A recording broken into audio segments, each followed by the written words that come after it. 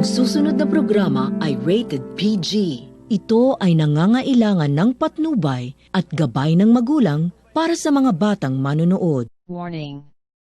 The following content may contain elements that are not suitable for some audiences.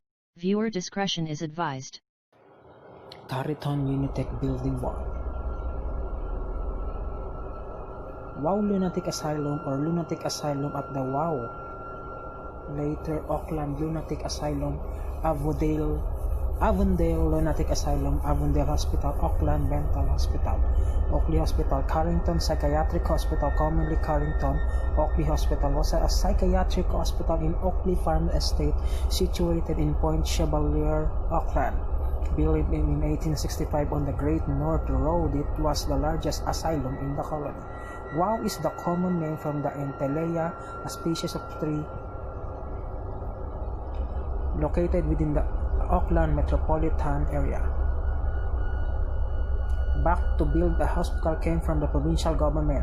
In September 1863, architectural plans by Mr. Barrett from England were submitted to the Auckland architect James Wrigley, who adopted them. Henry White was the builder. Thomas John of Oakley Creek was awarded a brick contract for the building materials, but being unable to complete the contract, it fell on Dr. Collin to supply the rest of the bricks. Some of the bricks were produced on site while others were produced at Dr. Collin's Avondale Brickyard. After the building was gutted by a 1877 fire, Philip Herapat supervised the reconstruction from 1869 to 1879. Dr. Thomas I. Kevin served as the medical superintendent.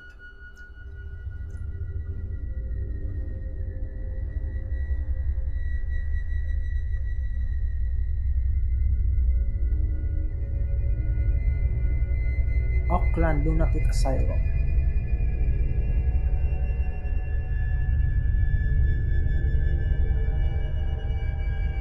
The facade is a neoclassica and has a polychiromatic detailing built of brick.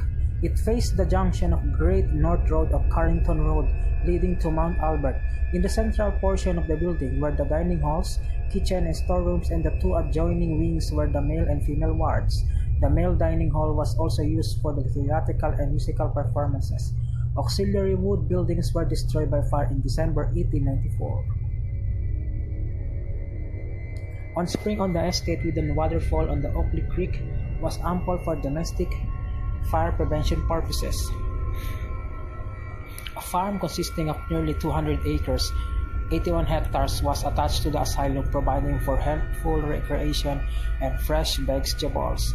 There were approximately 50 milk cows on the estate and a large number of pigs. An unlimited supply of fresh eggs were obtained from the farm's poultry.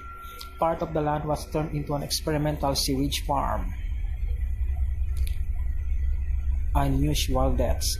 In the late 1800s, committed patients averaged 900 in number, with an estimated average of 8 deaths a year.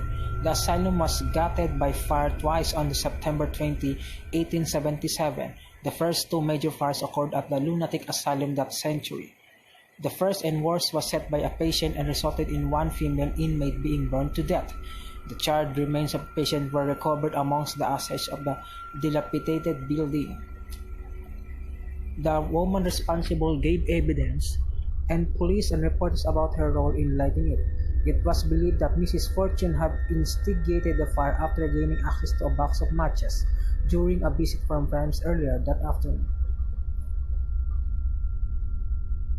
Names, day counts, and pictures etched into the exterior brickwork by the patients. The spread of the fire remained mysterious.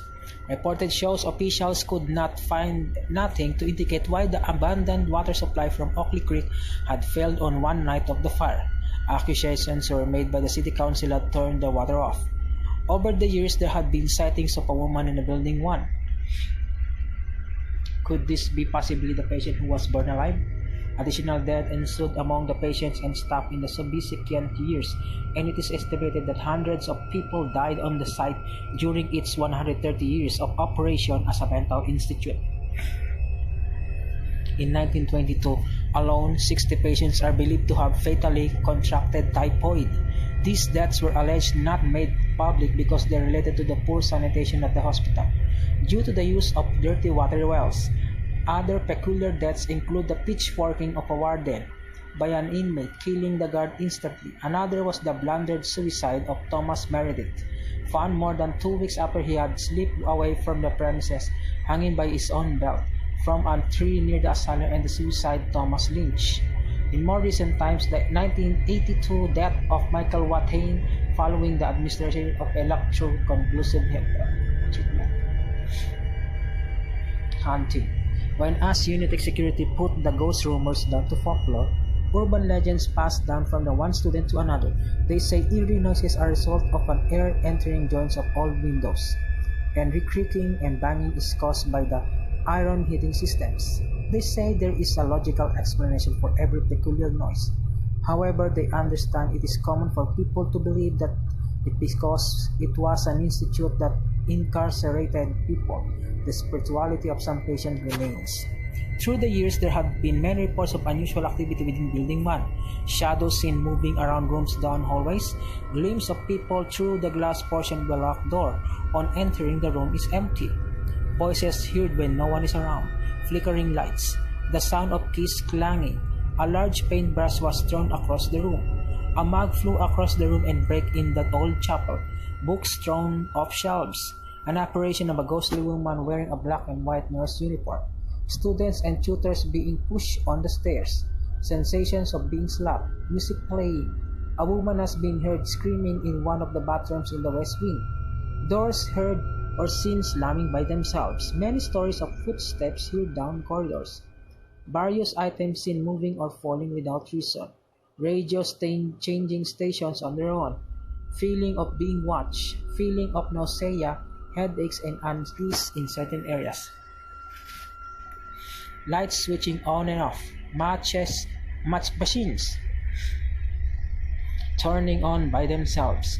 Curtains moving with no windows open. Scratching sounds here at windows.